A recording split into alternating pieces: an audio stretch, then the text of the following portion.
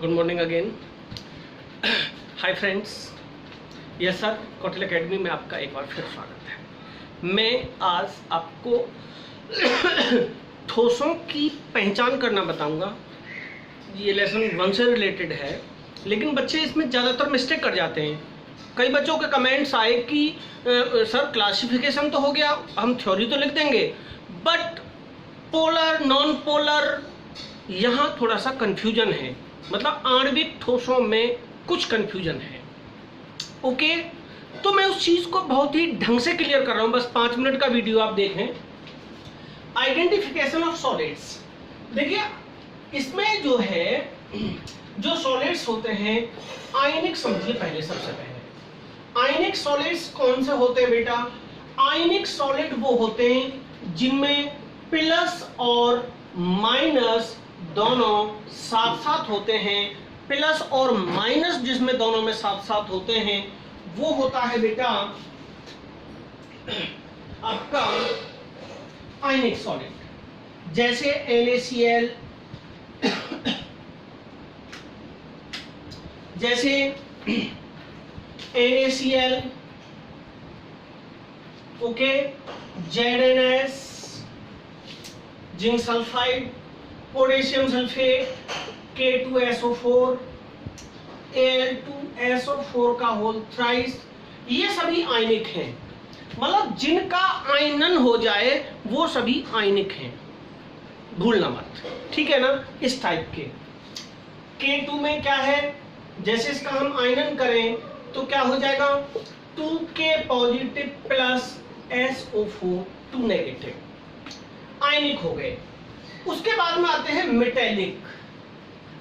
Metallic ये आयनिक ठोस थे, अभी मैंने इसका बताया, इनको आप जानते होंगे, इजी है। ये है धात्विक ठोस, इन्हें कहते हैं आणविक बलों के आधार पर। इसमें किस प्रकार के आणविक बल हैं? एक धनायन और एक ऋणायन हो जाएगा तो बेटा आयनिक हो जाएगा, ठीक है ना? अब मेटेलिक ठोस में क्या होता है? मेटेलिक ठोस में कोई ना कोई धातु होती है और अकेली होती है, जैसे जिंक धातु, टिन धातु, Ag धातु, Cu धातु, ये जितनी भी होती हैं, रूबिडियम धातु, ओके, तो ये सारी के सारी मेटेलिक होती हैं। इसमें Fe भी आ सकता है, मतलब कोई भी धातु हो।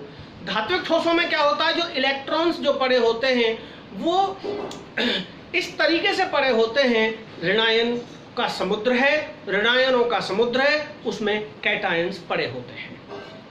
ओके, ये धात्विक हो गए, दोनों समझ में आगे होंगे। अब मैं तीसरा लेता हूं जिसमें ज्यादातर आप लोगों को कंफ्यूजन हो रहा है, आणविक में ले रहा हूं। आणविक जो होते हैं बेटा, ये 3 प्रकार के होते हैं। एक होते हैं ध्रुवीय, एक होते हैं अध्रुवीय, और एक होते हैं हाइड्रोजन बॉन्डेड, ठीक है ना?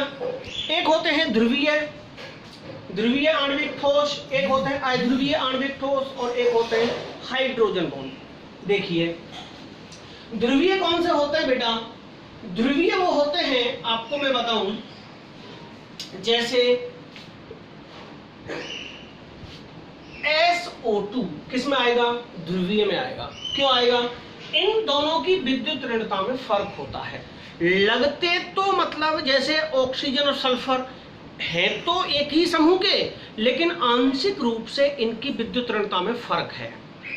तो आणविक का मतलब है अणुओं से मिलकर बने होते हैं। कितने अणु आ रहे हैं इसमें? 3 अणु आ रहे हैं, 2 ऑक्सीजन का अणु और 1 सल्फर का अणु, है ना? और इन दोनों की विद्युत ऋणता में फर्क है, ठीक है ना? तो ये जो है उसी ग्रुप में आएगा। अब आ जाइए, SO2 ध्रुवीय में हो गया, और क्या हो जाएगा बेटा? अध्रुवीय कौन कौन से होंगे? जितने भी कार्बन से बने होते हैं, जैसे बेंजीन C6H6 बेंजीन। दूसरा बेटा बेंजीन हो गया यूरिया NH2CONH2 यूरिया। ये सभी अध्रुवीय हैं, क्योंकि ये जो कार्बनिक होते हैं ये कभी भी पोलर नहीं होते। ये आणविक तो होते हैं लेकिन कभी भी पोलर नहीं होते। आपके जो आंसर में यूरिया दे रखा होता है कभी कभी कंफ्यूजन में, मिस्टेक में, तो यूरिया को उन्होंने ध्रुवीय में लिख दिया है तो वो गलत है। तो आप याद रखेंगे यूरिया भी अध्रुवीय आणविक ठोस है, बेंजीन भी अध्रुवीय आणविक ठोस है, कार्बन जिनमें आ रहा होना वो सब अध्रुवीय हैं। और जिनकी विद्युत ऋणता में फर्क है, मेरे उस लेक्चर में आपने देखा होगा, मैंने और अपनी बुक में भी आप देख लेना, इनकी मतलब होते तो देखने में एक जैसे हैं, मतलब एक ही समूह के हैं, लेकिन इनकी इलेक्ट्रोनेगेटिविटी में डिफरेंस होता है बेटा, तो इसीलिए ये ध्रुवीय हो जाते हैं। पोलर का मतलब ध्रुवीय, मतलब विद्युत ऋणता में फर्क, ठीक है ना। अच्छा, अब हाइड्रोजन बॉन्डेड आप जानती हो, जैसे NH3 H2O, जिनमें हाइड्रोजन बॉन्ड होता है, जैसे फ्लोरीन के साथ, ऑक्सीजन के साथ, नाइट्रोजन के साथ, फोन के साथ, फोन FON के साथ अगर H लग रहा है तो आप समझ लीजिए यहाँ N के साथ H लग रहा है, ये हाइड्रोजन बॉन्डेड है।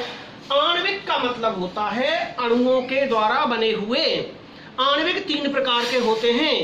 एक होते हैं बेटा ध्रुवीय, ये ध्रुवीय है, ध्रुवीय की मैंने बताई, विद्युत ऋणता में कुछ फर्क होता है, तो ये हो गए वो बात आगे समझ नहीं। ऑर्गेनिक जितने भी होंगे वो सब के सब जो है अध्रुवीय होंगे, और जो जैसे SO2 अगर ठोस अवस्था में है तो वो उसमें आएगा। इसके बहुत सारे एग्जाम्पल्स हैं, आप लोग समझ लेना। तो ये हमने आपको वर्गीकरण में बताया था, अब आपकी समझ में आ गया होगा। अब जैसे आर्गन है, आर्गन किस में आएगी बताइए। जितनी भी गैसें होती हैं, जैसे N2 गैस अध्रुवीय है, आर्गन अध्रुवीय है, मतलब एक जैसी गैस होंगी ना वो अध्रुवीय है।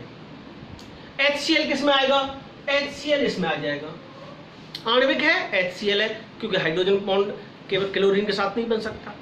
HCl SO2 ये होंगे ध्रुवीय, ठीक है ना, ये होंगे अध्रुवीय, बेंजीन, यूरिया वगैरह। हाइड्रोजन बॉन्डेड अमोनिया और जल वगैरह होंगे। एक था आपका एग्जांपल आर्गन, क्या है तो आणविक है, आर्गन क्या है आणविक तो है लेकिन उसमें भी अध्रुवीय है। N2 ठोस क्या है, आणविक है और अध्रुवीय है। O2 ठोस क्या है, आणविक है, अध्रुवीय है। एक जैसी गैस होगी अध्रुवीय होगा, अलग अलग प्रकार की होगी ध्रुवीय होगा, और कार्बन वाले जितने भी होंगे अपने दिमाग में भर लेना, वो सभी के सभी अध्रुवीय होंगे। मेटेलिक में एक तरह की धातु होगी, आयनिक आपको पता है प्लस माइनस होंगे, ठीक है बेटा। ये था आइडेंटिफिकेशन ऑफ सॉलिड्स। आपको कैसा लगा वीडियो मुझे आप बताएं शेयर करके। थैंक्स बेटा, नमस्कार।